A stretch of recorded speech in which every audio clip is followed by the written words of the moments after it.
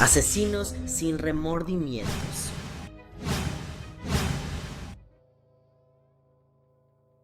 No solo Europa cuenta con una gran gama de asesinos seriales, en México existen casos verdaderamente perturbadores que harían fácil competencia a Jack el Destripador.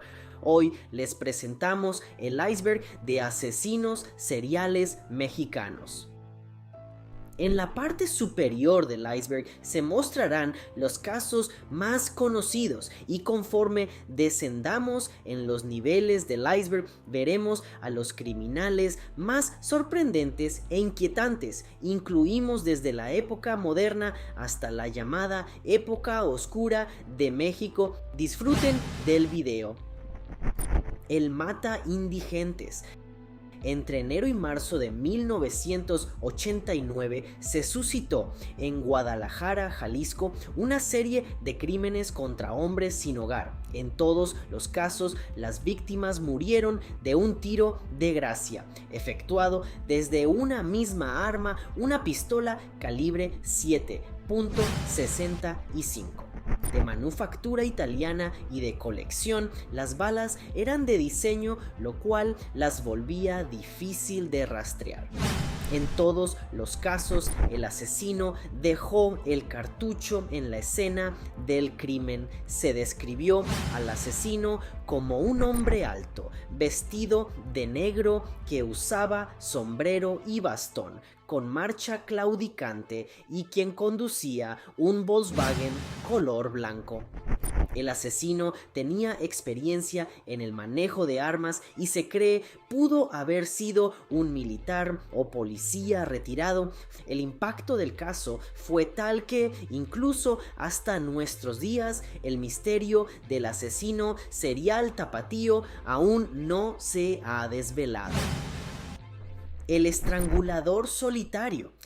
Entre octubre de 1969 y mayo de 1970 se encontraron los cuerpos estrangulados de 15 hombres en cuartos de hotel o en domicilios particulares. Todos habrían muerto de circunstancias similares, ahorcados con elementos tomados de la propia escena como cinturones o cables y sin señales de lucha en el lugar.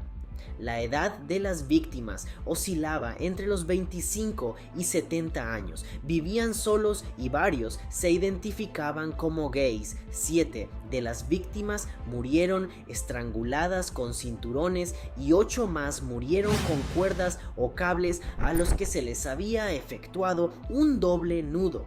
En su tiempo, los crímenes fueron desestimados como suicidios o hechos aislados. Pero según declaraciones de testigos, las víctimas se les habría visto por última vez como un mismo individuo, un hombre de entre 25 y 28 años, alto, bien alineado, con cabello largo y nariz afilada, quien conducía un auto Ford Falcon. Se cree se trataba de un hombre de apariencia normal. El estrangulador solitario desapareció en las sombras, llevándose consigo su identidad y sus crímenes sin castigo, sin pistas firmes ni indicios de su paradero. Es probable que este enigmático asesino serial permanezca en la impunidad para siempre, sumiéndose en la oscuridad de la historia criminal de México. El asesino de taxistas. Ricardo Melogno tenía 20 años cuando mató a 4 choferes de taxis en septiembre de 1982. Después de más de 3 décadas de silencio, habló desde su lugar de reclusión con un escritor para el reciente libro Magnetizado de Carlos Busquet, Las víctimas siempre taxistas. El momento, siempre de noche. El modo, con un arma que llevaba a toda hora encima en el instante en que el conductor estaba por cobrarle el viaje. Los motivos, ni él ni los expertos en salud mental que lo trataron a lo largo de las más de 3 décadas que lleva encerrado logran conocerlos. Los cadáveres de taxistas o choferes de transporte público aparecieron encobijados y maniatados con alambres recocido. Todos habrían sido asesinados con una pistola escuadra calibre 45. Habrían sido asesinados entre las 1 y 4 horas y media del día en que los encontraron. El asesino de Uman. Entre julio y diciembre de 2005, los cadáveres de 3 mujeres fueron encontrados abandonados en sitios despoblados del municipio de Uman, Yucatán. Todas habrían sido agredidas sexualmente. La primera de ellas habría muerto de un traumatismo craneoencefálico y las otras 2 habrían sido asfixiadas. La primera víctima fue una joven de 17 años que aspiraba a ser modelo. Un supuesto fotógrafo la contactó por internet y le ofreció un empleo en una sesión fotográfica. El hombre se habría identificado como Jesús Damián Arias. La joven desapareció el 7 de julio de 2015. Su cuerpo apareció 9 días después. Se sabría que el mismo hombre habría contactado a otra joven días antes de la desaparición de esta primera víctima. En agosto de 2016, un hombre quien fue identificado como el supuesto asesino de la joven fue detenido en Chiapas. Otro hombre fue detenido en enero de 2016 por el asesinato de la tercera víctima, una joven de 18 años. Aunque fue finalmente capturado, Mario Alberto Zulú fue encontrado muerto, ahorcado en su celda la mañana del 30 de agosto del 2008, durante el pase de lista de los presos, llevándose su macabro secreto a la tumba. El chacal de Ciudad Juárez. Abdel Latif Sharif, inmigrante egipcio condenado por el secuestro, tortura, violación y asesinato de una mujer, Silvia Rivera Salas, que desapareció en 1995. Su cadáver fue encontrado en una área despoblada conocida como Lote Bravo. La mujer había sido estrangulada y presentaba marcas de mordidas humanas.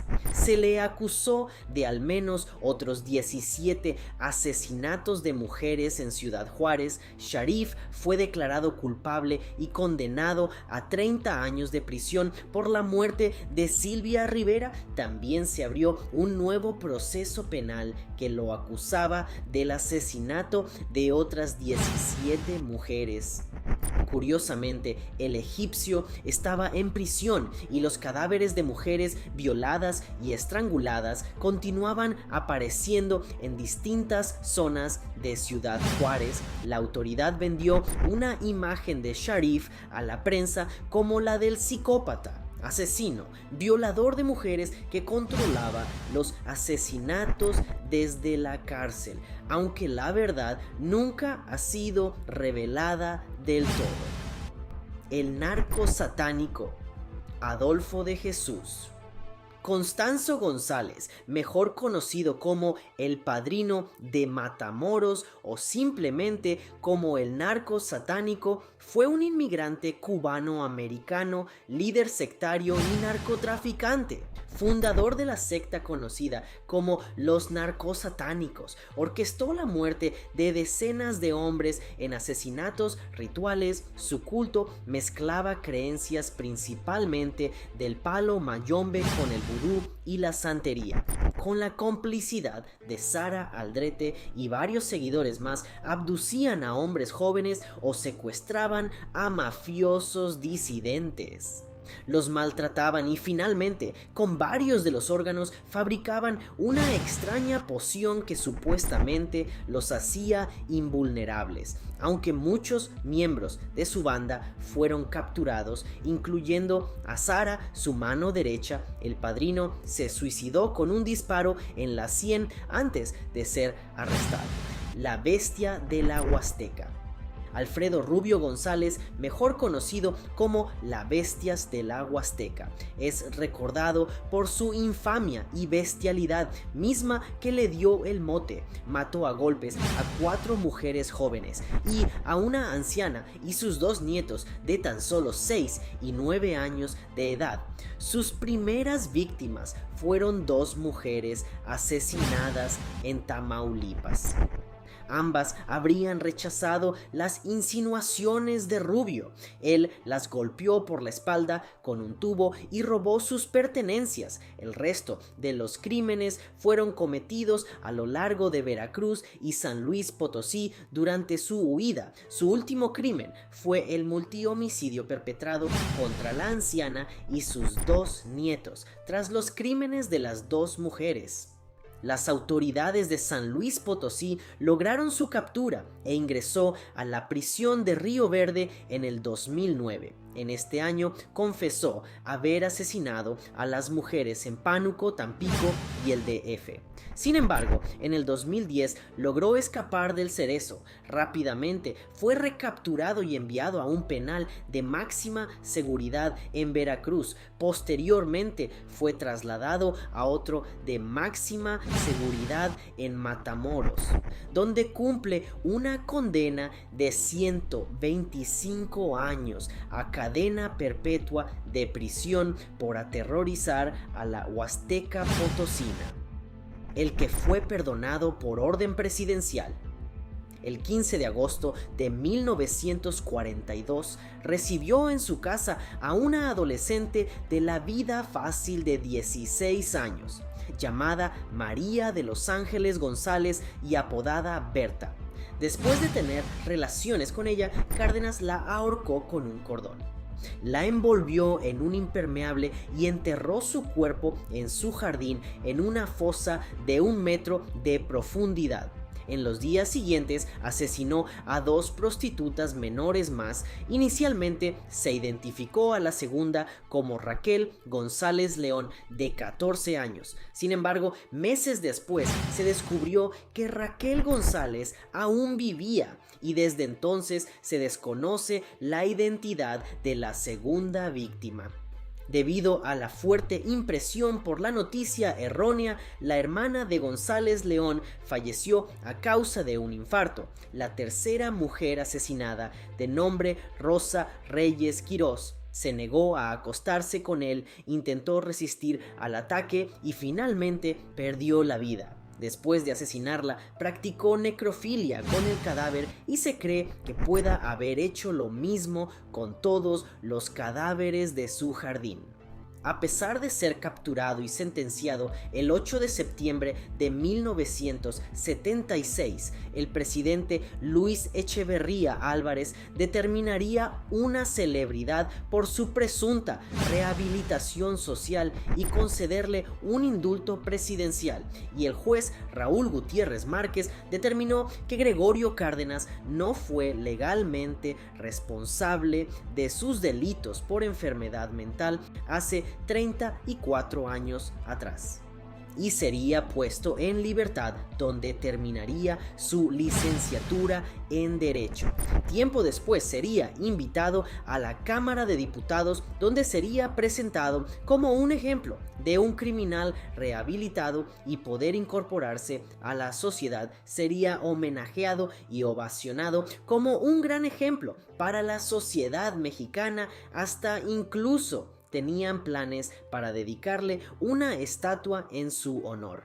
También fue invitado a exponer sus obras y venderlas. Obras de teatros se mostraron como El criminal de Tacuba, la cual demandó por mostrar escenas de los asesinatos y referencias a su sexualidad por las imágenes de geisha que se descubrieron en su casa en 1942, y ganó la demanda. Goyo Cárdenas moriría en 1999 por causas naturales a los 84 años.